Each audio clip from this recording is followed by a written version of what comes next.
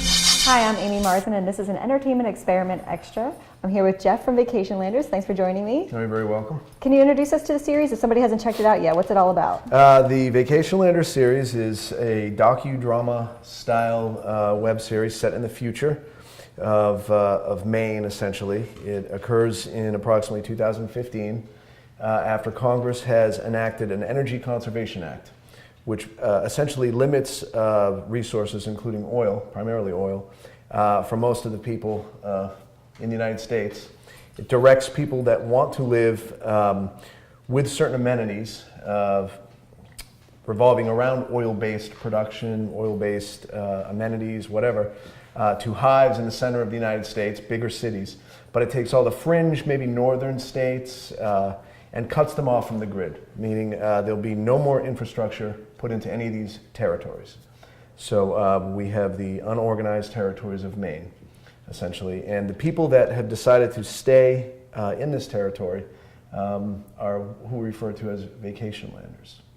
And essentially what happens is some people that live in a modern city want to find out how these people are faring day to day, and so a group of Boston documentators head up to the UTM to document how they're living.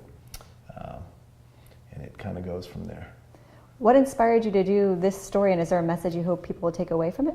I think what inspired us to do this was, I think we wanted to play kind of close to the bone with what could occur, what may occur. We wanted to play around with different scenarios that maybe hadn't been developed or really looked into. And we also, the creators, Gina Bartholomew and Mark Bartholomew and I, we love post-apocalyptic type stuff.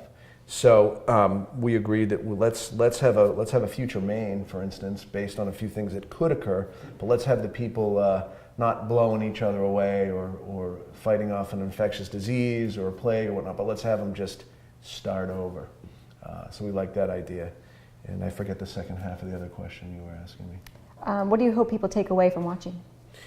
Oh, the 2 or 3 that are watching, I hope that they take away kind of that we put a lot into this, that we hope we like they like our story.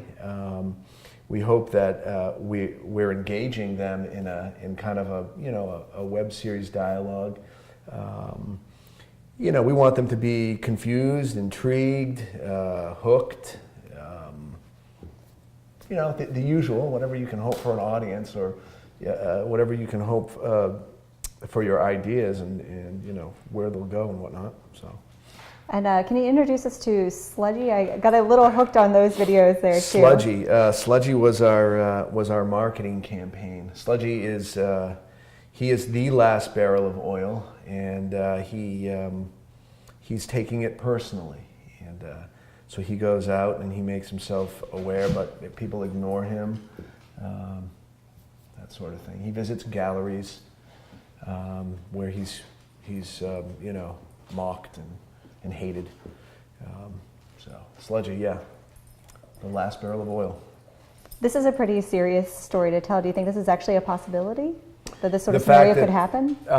Well, I mean, who knows? But it seems to me that fossil fuels, by definition, are going to run out. I mean, it's what they are. We certainly aren't limiting our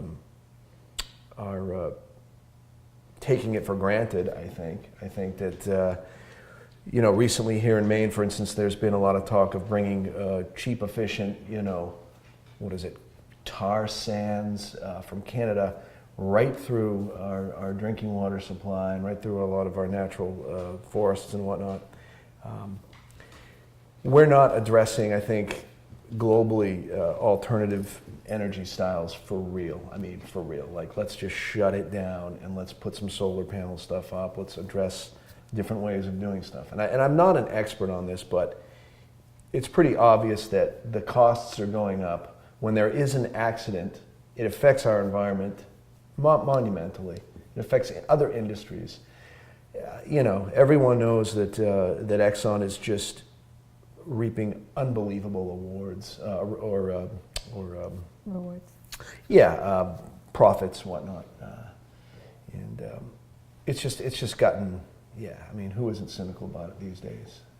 So in that capacity, I think something could happen. I think we see more and more people walking away from busy lifestyles and literally getting a little bit back to the land, focusing on things that matter, walking away from the crap that is made. And we see it. I mean, we do. We see this all the time. And that to me is very inspiring. Can you tell us a little bit about the cast and crew? How many people do you have working on this?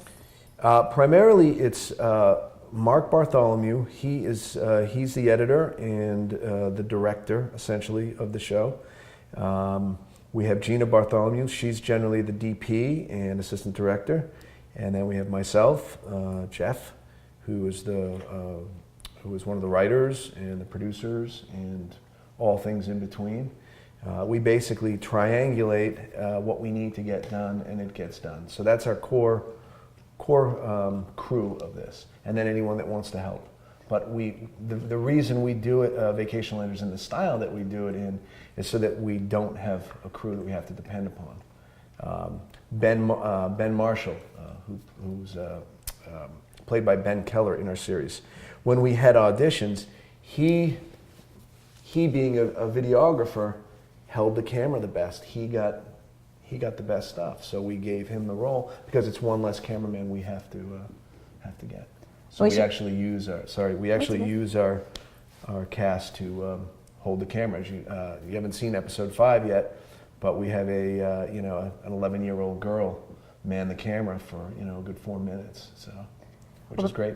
Before I ask you about that, we should probably introduce this young lady right here, since she's stealing my attention. And I'm getting kisses as I'm asking you questions, so excuse me if I seem distracted. Who is this sweetheart? This is Kaya. And what does she contribute to the show? Moral support? Yeah, she's just like a service animal, anxiety, and she seems really hyper, yeah. Viewers in, by saying that we'll give her the dog. Aww.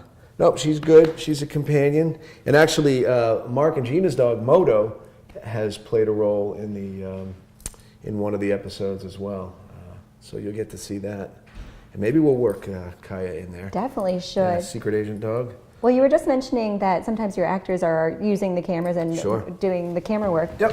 What do you feel that adds to the feature, aside from getting an extra pair of hands on the set?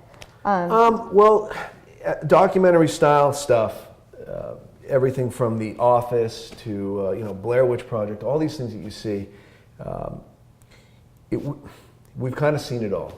And so with Vacationlanders, what we've done is where we started with a documentary crew that's been sought out by Ben Marshall in Boston to be part of the crew to find out what's going on.